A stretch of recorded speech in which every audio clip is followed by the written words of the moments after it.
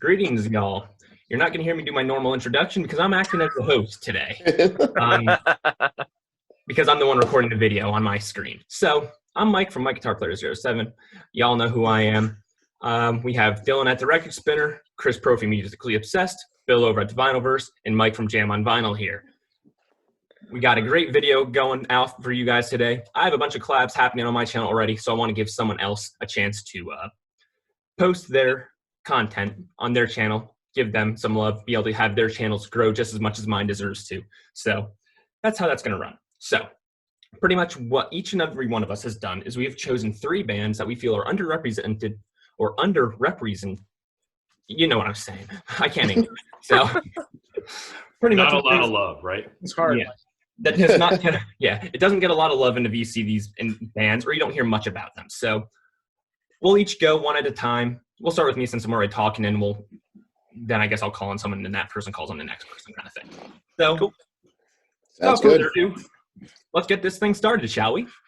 Sounds good. All right. So my first pick is a lady crooner by the name of Julie London. Oh, very cool. Nice. That's awesome. She looks like my ex-wife. Oh no! So, Oh man. And I'm only drinking water, so. Oh my god! So I have my Rolling Rock. I have my Sam Adams Winter Lager, the last There one. you go. I finished my my Stella that I had. Yeah, there you go. Nice. Good man. So this album in particular is the one I chose because this is probably my favorite. It's just guitar and her vocals. It's beautiful. Julie London, if you like Judy Garland or Johnny Mathis or Nat King Cole, any of those kind of things. Peggy Lee for a female comparison along with Judy Garland. Julie London is your girl. So Julie London. And I guess I'll call on Chris Propfe. All right, well, I'm going to talk about Black Flag. Nice. Okay. I've talked about Black Flag before, but I don't know. I've seen some people pull out random Black Flag albums here and there, but I mean, I'm a huge Black Flag fan. I mean, most people know them from Damaged, and this is an awesome album. My only thing with this album is I feel like Henry Rollins' voice it wasn't seasoned yet, and I kind of like what he did in later years. So let me just show you some of my favorite albums. I love My War. And this is when Black Flag started to kind of mix some heavy metal in their sound. I think they were actually listening to a lot of Dio at this time as well. I read that somewhere. Oh. It's just really cool. Greg Ginn is the guitar player. And I said this in other videos. I mean, sometimes it sounds like he doesn't know what the heck he's playing, but there actually is a method to his madness. He does like a lot of like jazz improv solos, but it's really cool stuff. This is an awesome album. I was just spinning this the other day, Slip It In. I love that cover. Raymond Pettibon does the covers for Black Flag. And I mean, they're just classic pieces of art. This is a great album too. They're all on the SST label. This has a great instrumental on it called Obliteration. And I talked about instrumentals the other day. Another great album. I've been trying to get Mike into Black Flag. Loose Nut, this is the album I was talking about. That was a great album when I listened to it. This is another good one. You know, you've got Bastard in Love on here. You've got Loose Nut, Annihilate This Week. So, I mean, really with Black Flag, if you like early 80s punk with like a little bit of hard rock, heavy metal in there, you're going to love it. And this is my favorite album by them, In My Head. This is also on the SST label. This is kind of an experimental album for them. They were kind of playing with some different, vocal effects. This was actually going to originally be a Greg Ginn solo record. And then Rollins heard it and was like, yeah, I like that music. I'm going to throw some lyrics down on that. So it kind of comes across as it could be a solo record for Greg Ginn, but then with the lyrics, it works. So this is definitely my favorite. And it's a little bit more experimental in sound. So yeah, so if you guys have not checked out Black Flag before, give them a chance. Chris, before you move on, the guy you said who does their album covers, did he Yes. also do the logo? Because I always like that black flag, those 4 stripes. I think he did design the logo, yeah. And do you guys remember the Sonic Youth album? Well, I'm trying to think of the song now. Crap! But he designed one of the Sonic Youth album covers as well, with the song "Cool Thing." I forget the name of the album. Yeah, I know what It's you're like 2 people in a car driving, and he designed the cover for that. But yeah, so I think he designed the logo as well. Yeah. I mean, and that's the thing. You see these bars, you see kids nowadays wearing these shirts. Yeah. And you just feel like asking them, do you even know who Black Flag is? So They probably don't. It's probably, yeah. So sorry to interrupt you, Chris, but I work in a high school, and every time I see a kid wearing a shirt of a band, I always ask them, name one song from the band that you're wearing. Yeah. And most of the time, they're like, it's the Rolling Stones, Pink Floyd. So one time I'm in the hallway, and a kid has a Appetite for Destruction shirt on. Yeah. So I'm like, can you name one song by Guns N' Roses? No, I'm sorry, I'm wrong. It was a Hysteria shirt. It was a Def Leppard Hysteria shirt. Yeah. And he's like, and I said, can you name one song by Def Leppard? And he's like, well, on the Hysteria album, I really like Gods of War, but High and Dry was my favorite album by them. And I'm like, Nice. okay, I'm just going to walk away now. Good for you, buddy. So this little freshman totally blew my spot. It was awesome. I'm like, good for you, man. That's fantastic. Cool. Yeah, my daughter bought an AC/DC t-shirt, I think at like Hot Topic or something like that. And I'm like, okay, we need the little AC/DC lesson here, because if anybody asks you, say Hell's Bells or, Fly on the Wall. Right. Yeah. So Nice. But yeah, so bottom line, check out Black Flag if you haven't. They're a cool band. Definitely.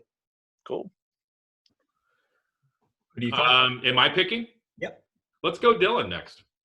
All right. So I look at him as like the indie god of today's music, but my pick is Kurt Vile, who is somewhat local in our area. He's from a town called Lansdowne in Pennsylvania, kind of near Philly.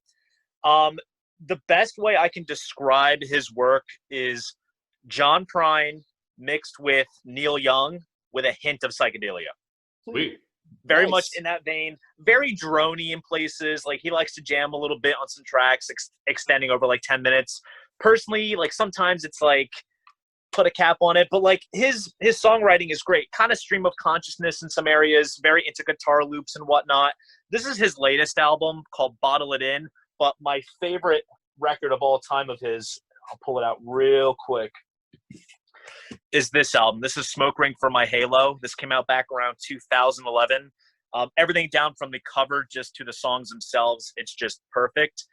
Kind of has a bit of a blue-collar tinge to him as well. And Mike, Jam on Vinyl, he did a cover of Downbound Train on one of his EPs from Springsteen, Born in the USA. Born in the USA.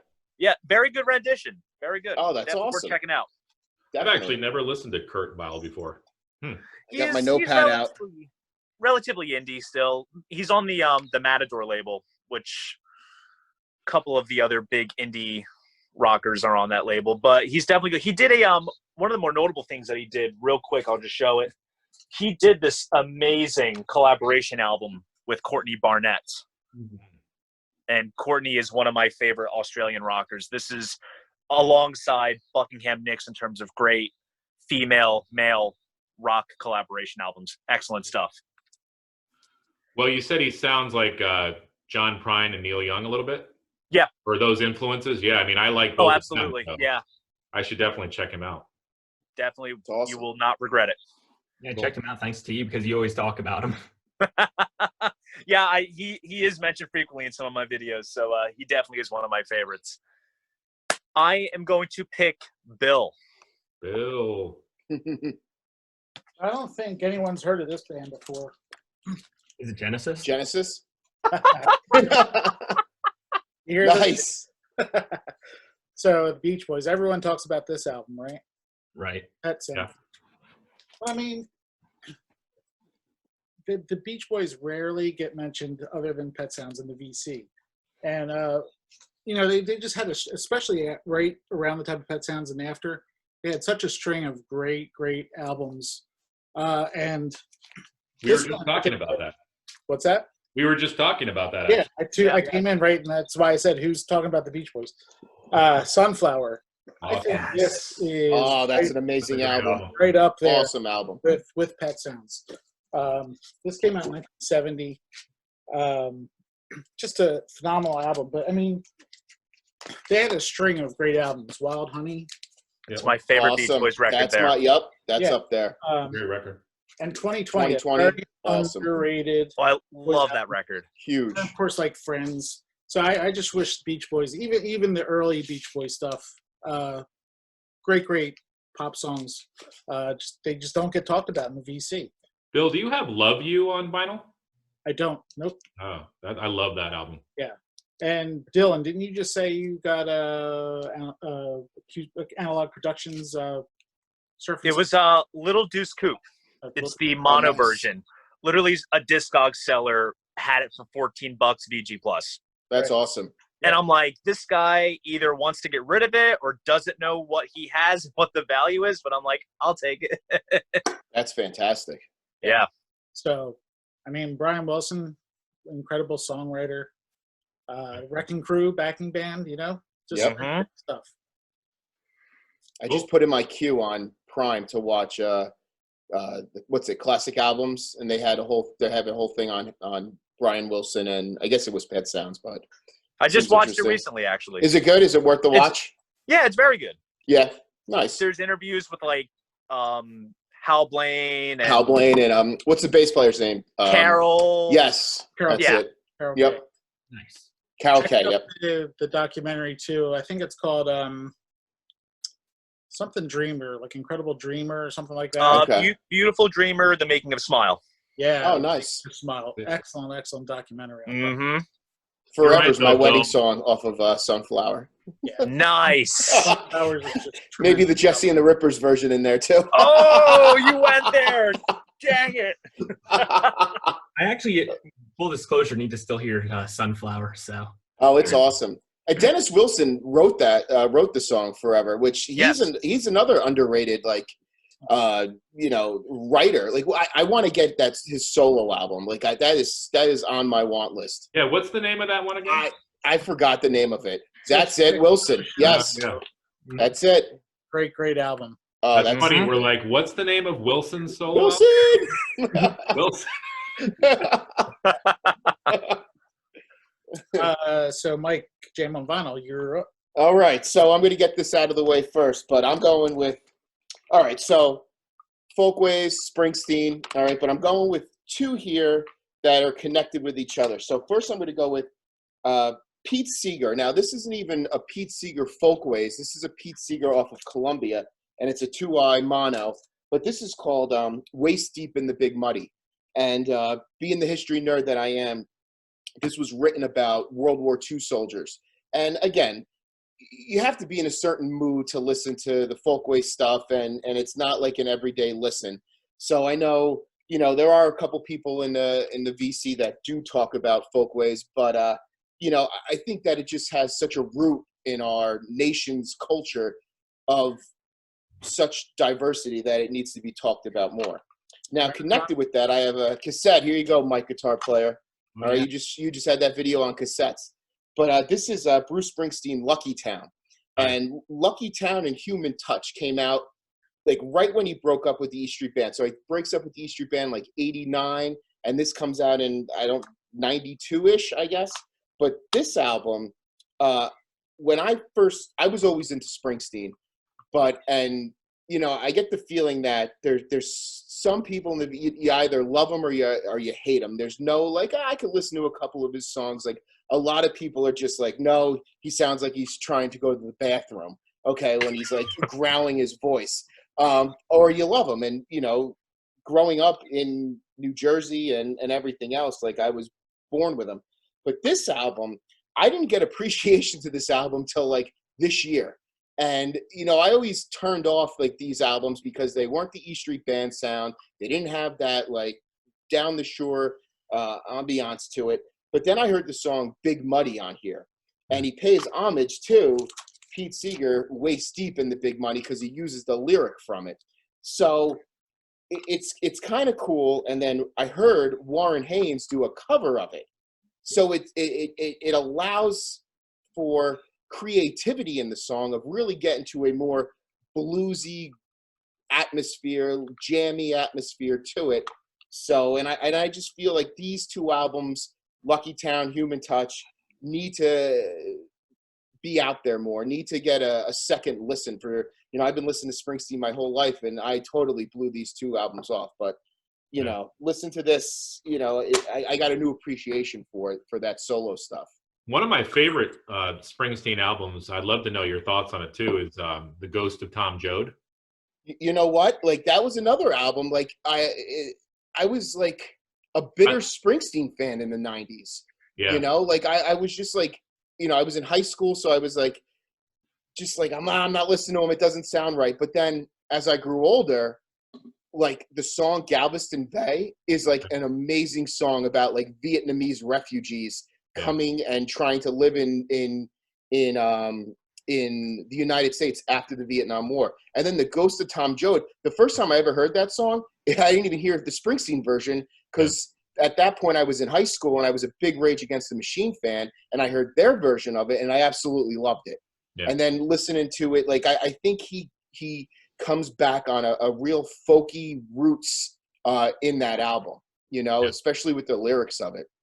Yeah, I just like it because he proves to you that he can sell a song with just a guitar and vocal. Yeah, absolutely. I mean, we already knew that, but right, that album just kind of reinforces that. Absolutely. And then, I was blown away by his recent album, Western Stars. Like I was very skeptical when that was first coming out. Like I was fearful, I guess you could say, that, I hope this isn't just like a cheesy, I need something to do. But wow, it's awesome. It's worth the listen. So, Mike, was that your favorite Seeger album? No, my favorite Seeger album is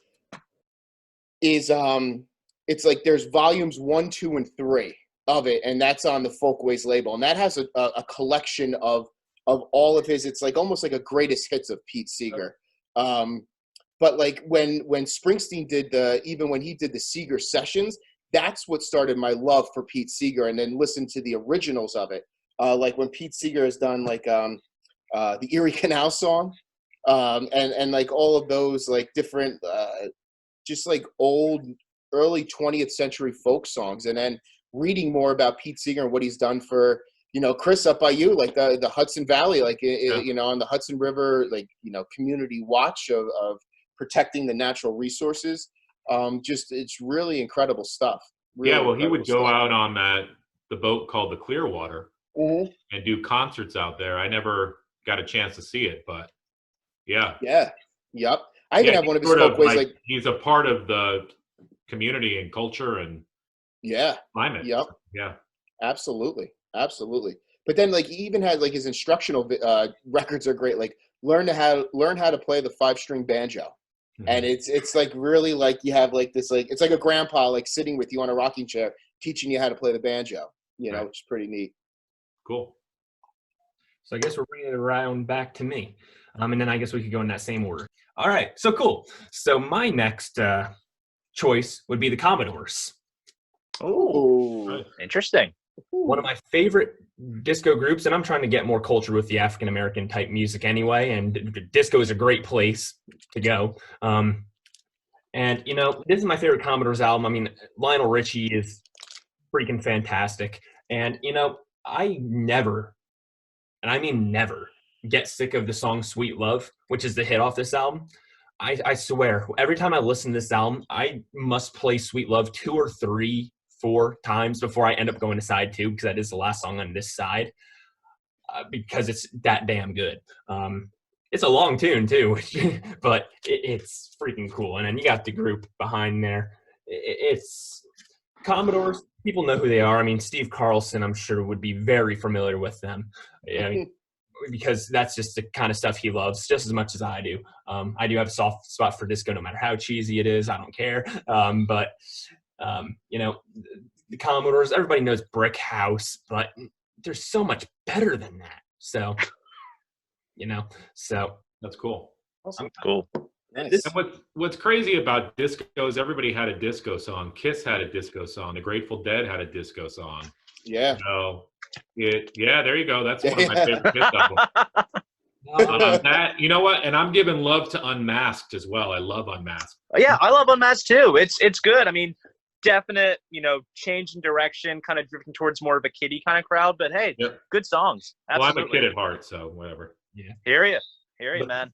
but this is on the Motown. This is a reissue, an early reissue, but still great. I'm really not a original pressing kind of snob kind of person unless it's jazz, but also that's really expensive too. So I kind of have to pick my battles here. Yeah. But, jazz, I'm good with reissues and originals, but I'd much rather originals. I mean, there's a few exceptions. I guess like Beatles and all that stuff. It'd be cool to have all originals of the UK and US discography on it. All But those Parlophone, yeah. Yeah. all right, Chris, you're up. Okay. Well, Mike Jam on Vinyl was talking about Folkways. Here's Nice. Yeah, Janice Ian. Yeah. Ian's first album on Verve Folkways. Yes. Yep. Yeah. This might sound crazy, but I am a huge Janice Ian fan. I love her. I saw her live. She's an amazing guitarist. She recorded this album when she was 16 years old. Really? She wrote Wow. she wrote these songs when she was probably 14, 15.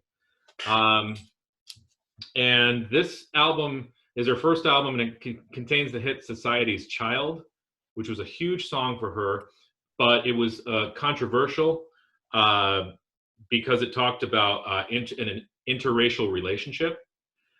And but it's written in this pop sense, which makes it's just a great song. So I love that album. This is her album Between the Lines. This contained the hit At 17. This is another great album. It's in the folk vein, but it's when folk started to become a little bit more mainstream and they started to add some pop elements to it too. She's still recording. I love her album God and the FBI. This came out in 2000. This isn't one of her latest ones, but she actually does a duet with Willie Nelson on this album called Memphis. I don't know. And then an album of hers that I really like called Billy's Bones. This came out in 2003. She has a duet with Dolly Parton on here called My Tennessee Hills. Really good stuff. I mean, again, singer-songwriter, awesome guitarist, great writer, just kind of one of those people that you don't hear a lot about, but she really needs some more love. Here's another one of her albums, which is great, called Stars. I mean, I have all of her stuff. I wasn't going to waste everybody's time with showing everything, but those are some of my favorite albums by her. So, That's awesome. Is she Yeah, comparable to anybody? I'm not really familiar with her. yeah, I would check out that first album, Janice Ian. Is she comparable to anybody? I mean, she came up with, the Joan Baez's and the Lucinda Williams-ish. sort of, yeah. Right, And I mean, yeah. you know what? Janice Ian was one of those artists where people ended up covering her songs. Like I think Joan Baez covered her song Jessie. And, people have done the song At 17 before. So yeah, it's sort of, I mean, and like this other album is another good one to start with called Between the Lines, because it's that folk album, but it's got a little bit more of like a pop sense to it as well. A little bit more produced than the, normal folk album. But Nice. yeah, Cool stuff. All right, we did a little face switcheroo because the basic version of Zoom only allows for 40 minutes talk time. So everybody's shifted, but we'll go in the same order. Dylan, here you go. All right. So the rest of the artists / bands I'm going to be showing are one album wonders. So there's not exactly a whole lot to work with in terms of their discography, but they're definitely worth a listen. I'll actually be quite surprised if anyone has heard of this particular band. Public Nuisance. No. Gotta Survive. No. Heard So of it. this- I don't know it. So this has a rather interesting story. So this was a band that was based out of California in the late 60s. They recorded a record that was produced by a guy by the name of Terry Melcher. And around the time of, I want to say early 69, because this was recorded, I believe, 68, 69, he had leased a house to actress Sharon Tate. Ooh. And when you think of Sharon Tate, you think of another individual. Let's just say that. So basically what happened was after all that stuff went down, I don't know if Terry Melcher got involved in all of the proceedings that ensued, or he just freaked out that he's linked to it all. He basically shelved all of his projects, and this album was kind of forgotten. This was released first on CD in like the early 2000s, but this vinyl pressing came out in 2012 on Jack White's Third Man Records label, because they'll basically put out anything that's kind of under the radar, kind of like records of lore that, you know, you just don't really hear too much of. But in terms of the sound, think of it as like psych meets kind of garage rock, like early kind of punk. So it's really interesting. And one of the cool things about this record that I ended up finding out much, much later, this individual right here, the drummer, is a gentleman by the name of Ron McMaster. And if you guys are big onto like mastering engineers of vinyl, Ron McMaster was one of like the chief mastering engineers for Capitol. And so like a lot of reissues that have come out in recent years, as well as some older stuff, he has mastered, and he actually mastered this pressing as well. So definitely something to check out. Very nice. Very cool. To me. Yep. Yes, Bill, your turn. All right, so you guys you're pulling out like a little bit of obscure stuff. I'm going mainstream. So That's cool. One band that doesn't get a lot of mention in the VC is Jethro Tull. Yeah. Oh, very cool. Nice. I had to go bring some prog into the discussion. Without a doubt. So Jethro Tull started out blues rock. You know, they brought in a lot of folk elements and then went prog, and eventually even got a little bit harder, heavy. But great musicians. Ian Anderson fronting the band with really mainstreaming the flute as a rock and roll instrument. Yep. Yeah, just a great band. So well, I'm sure a lot of people know Aqualung. That was their biggest hit. But a few of my favorites are A Passion Play. That's a great one. They always had some sort of concept almost with every album. So Passion Play, Minstrel on the Gallery, Songs in the Wood, all great classic Toll albums. And then, of course, the Grammy-winning Crest of the Knave that they stole the Grammy from Metallica. So, but yeah, great musicians, great songwriting. Yeah, I think their discography is something like 21 albums, studio albums, and something around live albums. I always loved that scene in like that cheesy '90s movie Armageddon, where they're like, the guy Jethro Tull. It's just not the name of the guy in the band. That's.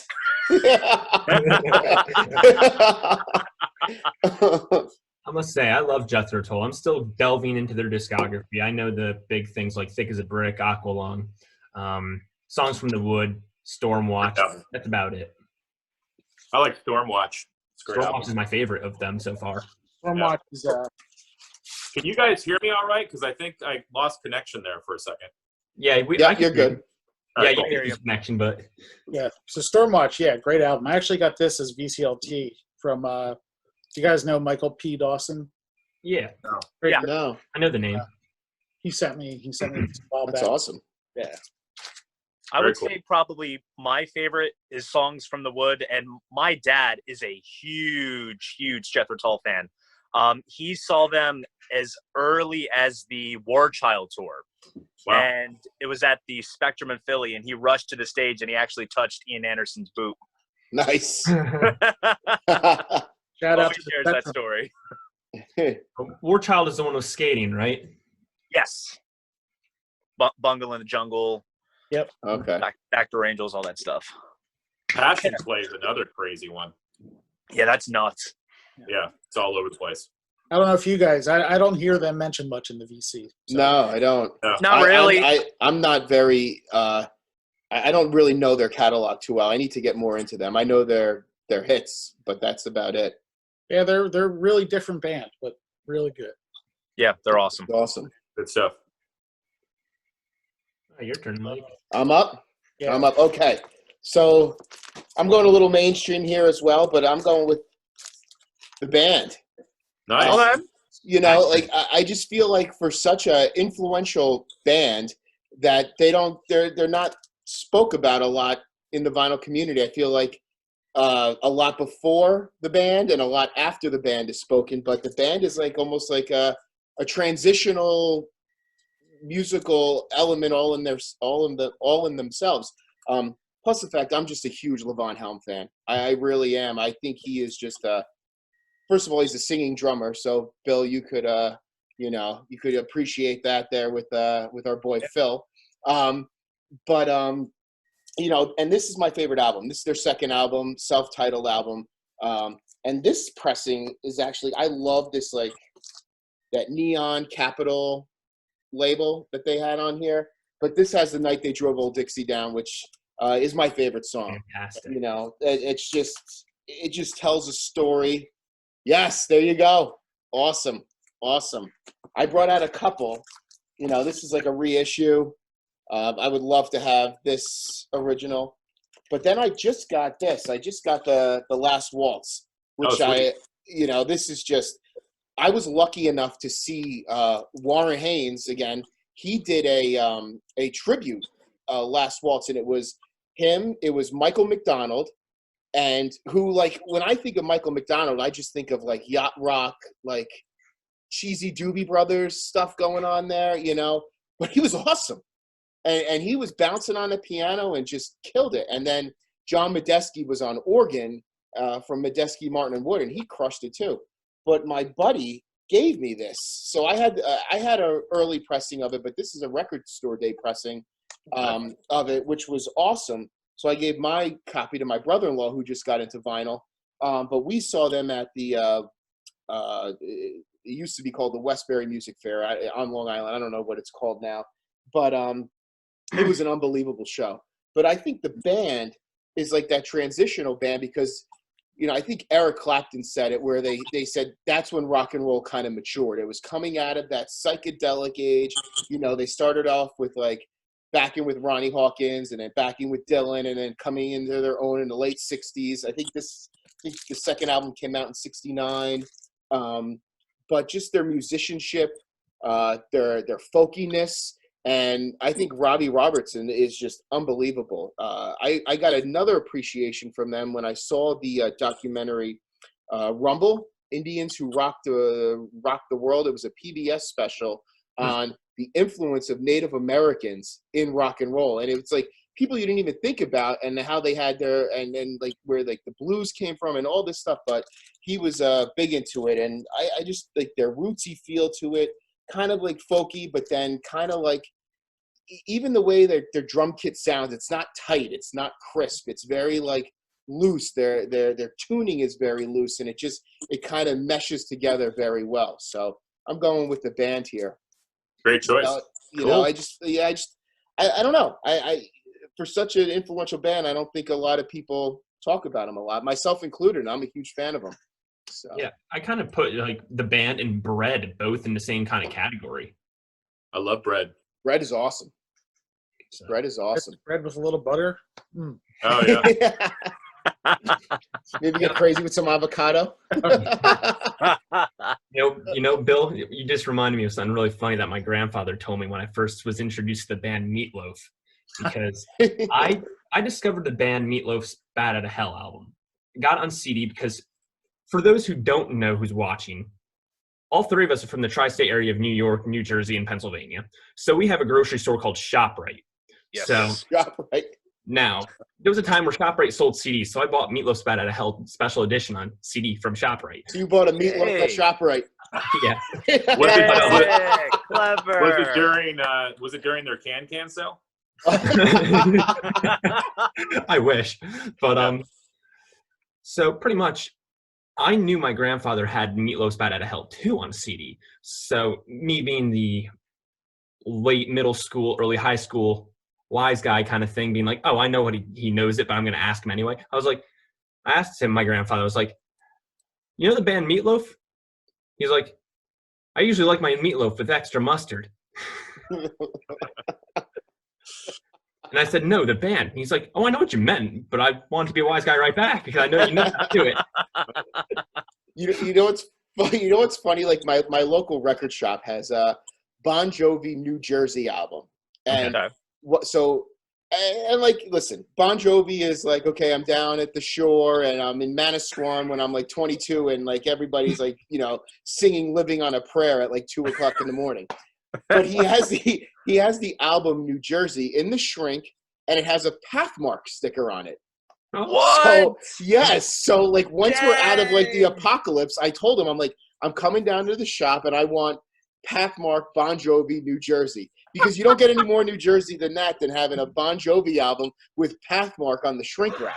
Yeah, that's cool. Like, That is wild. No, Hell, I didn't know grocery stores were in the record business. I was gonna say, Yeah, I remember that when ShopRite used to sell CDs. I was just gonna mention, I remember buying some of the Beatles 2009 remasters at ShopRite. Yeah. Crazy. Yeah. I thought I was just a weird one here, but I'm glad I'm not. All right. So I guess it's my turn now. So this one I pulled out 3 records for this band because I just had to mention some songs on each single one of these. So this is a band, I think the only other person, I think I might have seen Dots and Loops mention this band once. I love his introduction. Oh, it's great. Oh, it's awesome. I love it. But this is the band Dr. Hook. Nice. Okay. So this is a country rock kind of style. The closest thing I compare it to, it's a stretch, but it's similar to the Eagles, but not exactly. And I'll tell you, this was the first one I ever heard. I got introduced to Dr. Hook again from my grandfather. So another way he influenced my musical taste. This has a really cool gatefold. This is one of their early albums. This has the band on there, and it has all the lyrics and credits, and it has a really cool group photo on the back. Now, the most popular song on this album is a song called On the Cover of the Rolling Stone, which is a fantastic tune. But you know, Queen of the Silver Dollar is a very good song as well. That was not as popular, but still on like the greatest hits and all that stuff, which is arguably my favorite Dr. Hook song.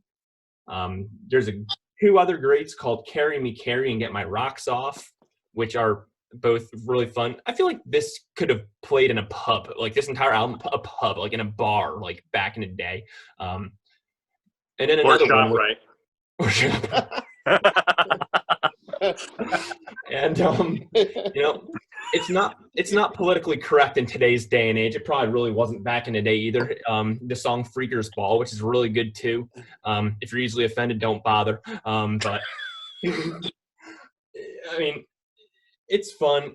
I don't think it had malicious intents, but some of the things they say in this would not be okay by 2020 standards. If 1972, we're talking here. But that's the album Sloppy Seconds, which I must say, that was one of the first albums by my, which really adds to it, doesn't it?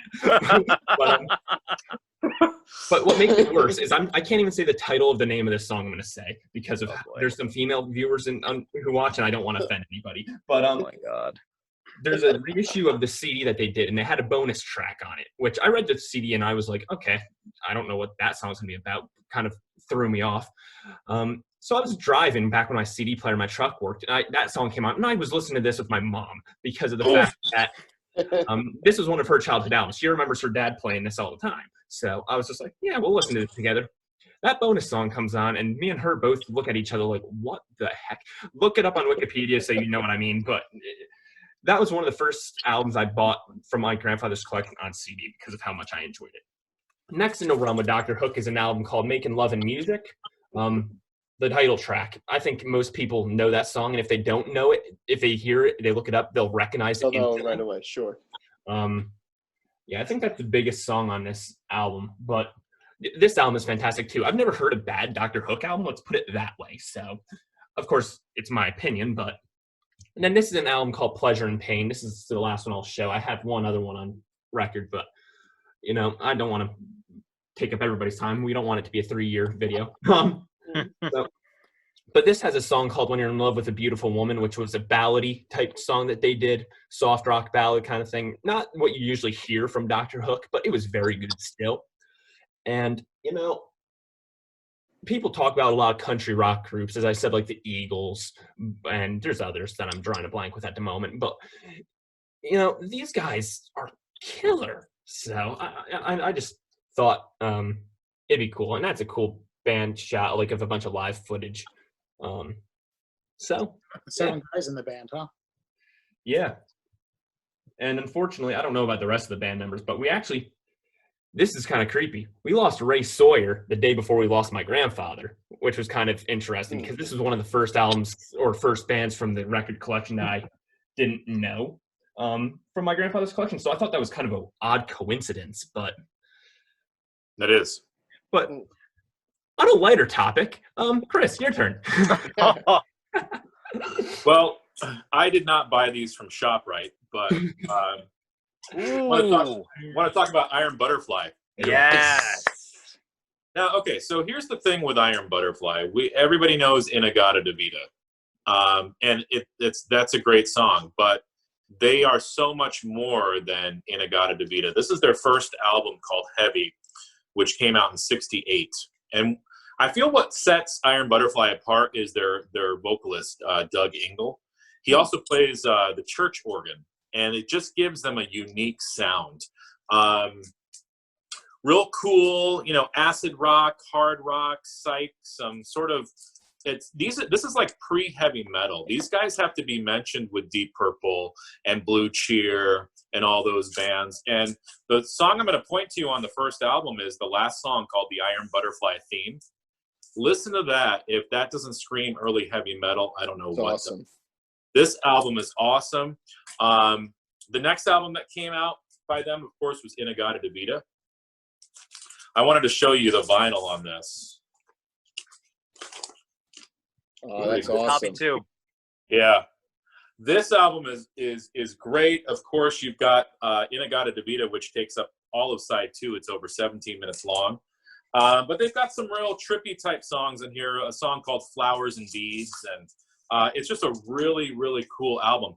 But my favorite Iron Butterfly album is the one that followed that. It's called Ball. And I feel like this album is actually better than In-A-Gadda-Da-Vida, in my opinion. I agree. And it's on the Atco label. Just a great, great album. They went on to also do an album called Metamorphosis in 1970. And then Doug Ingle, the vocalist, left. And they did 2 more albums, Scorching Beauty and Sun and Steel, which are okay. But here's a little tidbit, and I'm sure one of you guys know this. Lee Dorman, who played bass for Iron Butterfly, he went on to be in the band Captain Beyond. Okay. With Rod Evans on vocals. Rod Evans did the vocals for Captain Beyond. Rod Evans came from Deep Purple. He sang on those first few Deep Purple albums. That's right. That was your trivia question for Yeah. that's So Game On contest, right? and that's what led me into I had no idea who the heck Captain Beyond was.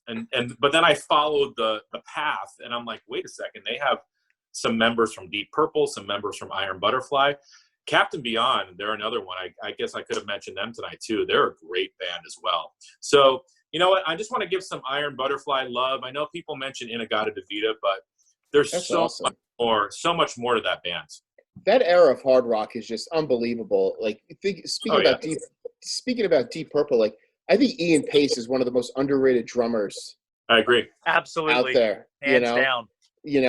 Like, and then also the band, who am I thinking? Cactus. Like I like Cactus. Yeah, the post Vanilla Fudge era, Carmen Apiece stuff, and like, that's a total. I listened to that a couple days ago. I was spinning that, and it was just like, it's hard. It's awesome. Yeah. I also, and speaking of that time period, I like the first Scorpions album that came out around that time. Okay. It's called Lonesome Crow. It sounds nothing like later Scorpions. It's sort of like got a blues psychedelic vibe to it. Yeah. Similar to Judas Priest's first album called Rock-A-Rolla, which kind of came out around that time as well. Mhm. It's similar. It's got that bluesy sort of almost like folk metal. Cool. It was a I'm all cool for it. time though, because I think a lot of stuff was bubbling at that point, Yep. sound wise, and yeah, I agree with you. That was a cool time in music. Yeah. I think that first Scorpions album too was on the Brain label. Oh yeah. Brain label, and that's Yeah. Yeah, I've heard you've shown some stuff on the Brain label. Great label. So a lot of krautrock, German bands, great stuff. Yeah, very cool. That's going to segue me into my next band. Oh, see, I planned that. I'm up, right? You're up. Time for me to spend more money. Mike, I was going to say, other than you and me, I think we're the only two that talk about Tangerine Dream. Oh, you got me into them, man. Yeah. So I went hard and heavy on Tangerine Dream over 2019, which was a goal to really start collecting them. And nice. Yeah. So I don't know if you're familiar with them, but they kind of started out along the lines of krautrock, but they just a lot of electronic and ambient. But their style kind of changed as the years went on. So they have many different types of styles, I guess. But this album here, Phaedra, is one of my favorites. A lot of their stuff is like just long songs that might go over two sides of an album. Yeah, so ambient, electronic, spacey, just wonderful stuff. Not really sure what else to say to them, but they're definitely worth checking out. These are a couple of my favorites. This is Ricochet. A lot of their albums come from live performances, and this is one of them. And they've also done a lot of soundtrack work. Mike was nice enough to send me Risky Business soundtrack. Risky Business, yeah, that's right. But if you want to get into them, check out any of these. So Phaedra, this is a kind of spacey, electronic. This is just more electronic. Really great stuff. And then this is a live album called Poland, recorded in Warsaw. This was a Record Store Day. I don't remember I think it was might have been Record Store Day last year. I can't remember. But one other thing I wanted to mention about them. So a lot of their albums are on Virgin, and you guys see this label before? Oh yeah. That's awesome. So, well, just piece of trivia. Anyone Roger Dean. Yep, there you go, Dylan. Ah, You beat me. Yeah. Great Roger Dean. So Tangerine Dream, they're prolific. They had, I don't know how many albums are in their catalog. It's got to be over 50. And when I first got into them, because of you, Bill, I remember you hit the nail on the head where their 1970s stuff was definitely more organic sounding than their 80s stuff.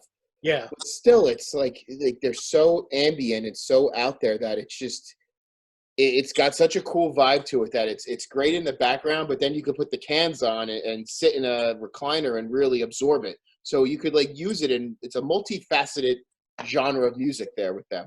Yeah, well, even in the later 80s, they got even new agey. Yeah. Which a lot of people don't like, synthesizer and. Well, it reminds me of when I was talking to somebody at work about them. And do you guys remember that 80s show Airwolf? It was like I've this, heard of it, like the Cold War thing. But I'm like, wow. I'm like, I almost looked it up. I'm like, did Tangerine Dream write the soundtrack for this 80s show? Because it just had that very heavy synthy sound to it, and from 85 on, I gotta check that out. Oh, it's cool. It's cool. Every time I hear Tangerine Dream, I think Strawberry Alarm Clock for some reason. I don't know why. I can see that. Yeah. Well, Tangerine, Sleeping fruit. What the heck did Strawberry Alarm Clock sing? Incense and peppermints. That's right. Yeah. Yeah, Bill's the reason why I even know who Tangerine Dream is, and now that we're all stuck at home, now I wrote down Tangerine Dream for the probably 4th or 5th time to look up, and now I'm actually going to do it. Discogs is going to be sold out of Tangerine Dream. I tell you what, being home, it's like, when we're doing our work and stuff like that, it's like it's giving me time to like pull stuff from my catalog that I haven't listened to in forever. Absolutely. This is a good starting point. That's awesome. That's what I started with. This is a good starting point. What's it called? What's that one called? Stratosphere. Stratosphere, okay. Yeah. All one word. STRATOSFER. Okay. Cool. So we're all going to own that in about a week. Right, we'll all do a video. I spend so much money because of Bill. But Bill has good taste, it's awesome. I was so stoked. I got the Pet Sounds box set the other day on eBay. That's cool, man. Who Bill introduced me to Renaissance. I had never heard of Renaissance. Very cool. Yeah, Renaissance, yeah. Yep. He got me into Nectar and Gentle Giant. Yeah. Yep. Cool. All good stuff. We accidentally skipped Dylan, so I think we should go back to Dylan. No stress. Did I bump Well, you? no, the segue. No, you're good, man. You're good. Worked very well. You're good. All right. So my last pick is this band called the Young Vanes. Now, have you guys? They're rather popular. You guys ever heard of a band called Panic at the Disco? Yeah. No. Alternative pop kind of band. I mean, some of the records I'm into, I'm not a huge fan. My girlfriend is obsessed with them. They're my sister's favorite band. And what's that? They're my sister's favorite band, so I know it. Nice. So you're well aware. So I took my kids to see them, so they're a great band. Their sound kind of changes from album to album. And back in like 2008, they did this record. It's called Pretty Odd. Oh, yeah, that's their most obscure one of them all. It is very obscure, very reminiscent of like 60s kind of Baroque pop type stuff. It's fantastic. And basically 2 out of the 4 guys in the band wanted to keep going that direction. The other 2 did not want to continue. So basically those 2 guys left and they started this band. And this is the only record that they ever did. Like they literally disbanded a year after it came out. Think of the Beatles, the Beach Boys, the Hollies, and the Kinks all in one pot. Wow. And you get this record. It just oozes of like 60s pop-ish rock sensibilities. It's fantastic. What's their name again, bud? The Young Vanes. The Young Vanes. The album's called Take a Vacation. The vinyl pressing itself, I think as of right now, it's kind of hard to come by. It's weird. I bought this 2 years ago, and I think I paid $18, $19 on Amazon, and someone on Twitter was like, hey, I'm trying to find it, and it's so rare. And I look, and it's like hundreds of dollars now. It's weird. Wow. Not quite sure. It's on Spotify, and it's on CD and whatnot. It's fantastic stuff. I swear between Chris, Dylan, and Bill, my laundry list of songs and albums to listen to are going to be everlasting. In a good way. Yes. Yeah. Well, I'm definitely getting some Tangerine Dream this week, and I think I'm going to check out that band, Dylan. That sounds good. Yeah, that sounds cool, man. I need to check out Tangerine Dream as well. As big of a progger as I am, there's still a lot of prog that I have not checked out that's deemed like classic from the 70s. So things like Tangerine Dream, who else? Gentle Giant, of course. Bands like that. Renaissance, I'm kind of okay on. I'm aware that Annie Haslam is a native of the Pennsylvania area as of right now, actually, for many years. I'm up. Yep. Yes. All right. So I'm going with a 60s blues rock band that we all know, we all love, but I feel like it just doesn't, again, get a lot of mention in the VC, and that's the Animals. Nice. Ooh, okay. So you know what? The Animals for me, and like this was a record store day, I don't know, last year, 2 years ago. It's a mono 10-inch, and it has "We've Got to Get Out of This Place" on it, which is their, one of their biggest hits. I don't even think they wrote it, but it was also it became the anthem of the Vietnam War. And this book is also called "We've Got to Get Out of This Place," and it's about the connection of music and the Vietnam War. So this is a great book.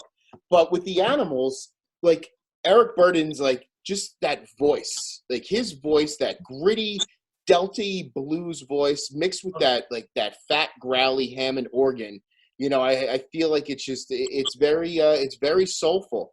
And like with anything else with like that early 60s era, you know, like I have the Animals here, and I was lucky enough that one of the secretaries in my school, her husband passed away like years ago, but she still has all his records. So every once in a while, she'll leave a stack of records because I leave my car unlocked, and she knows I leave my car unlocked. She leaves like a stack of records on like passenger seat. It's like awesome. So she left me Animal tracks a couple of months ago.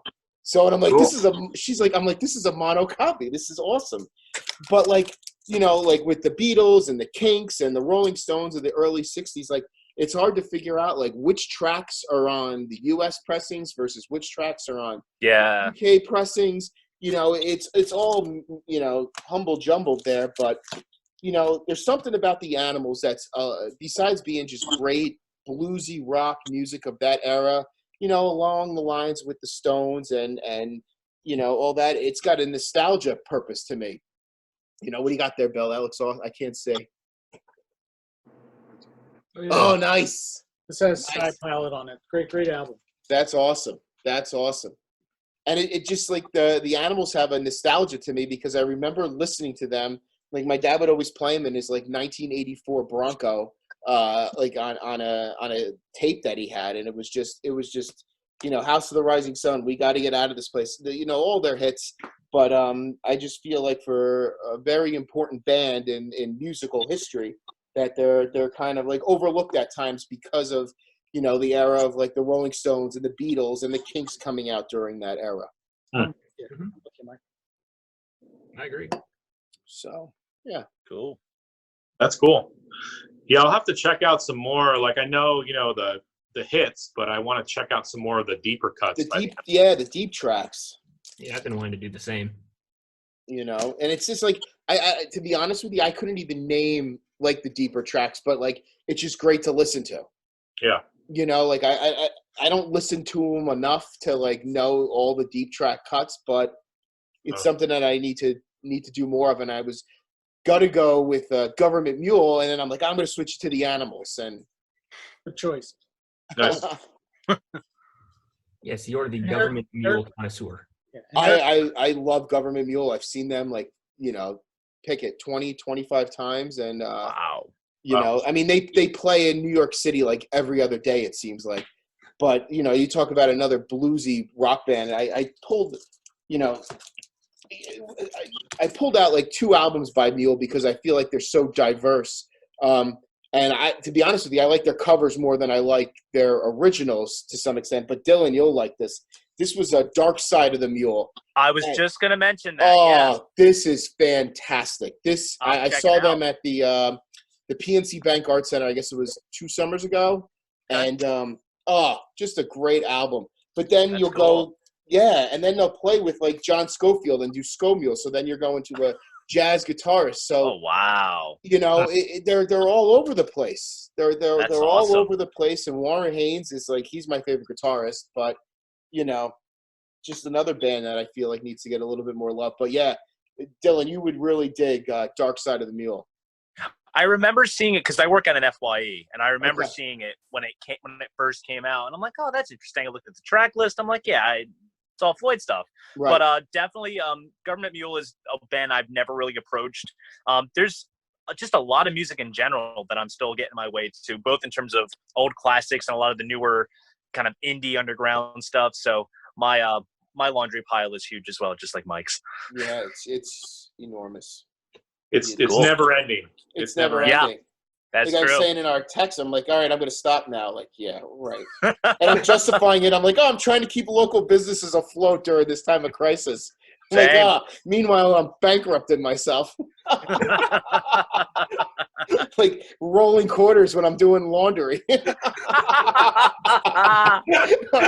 like, this will work.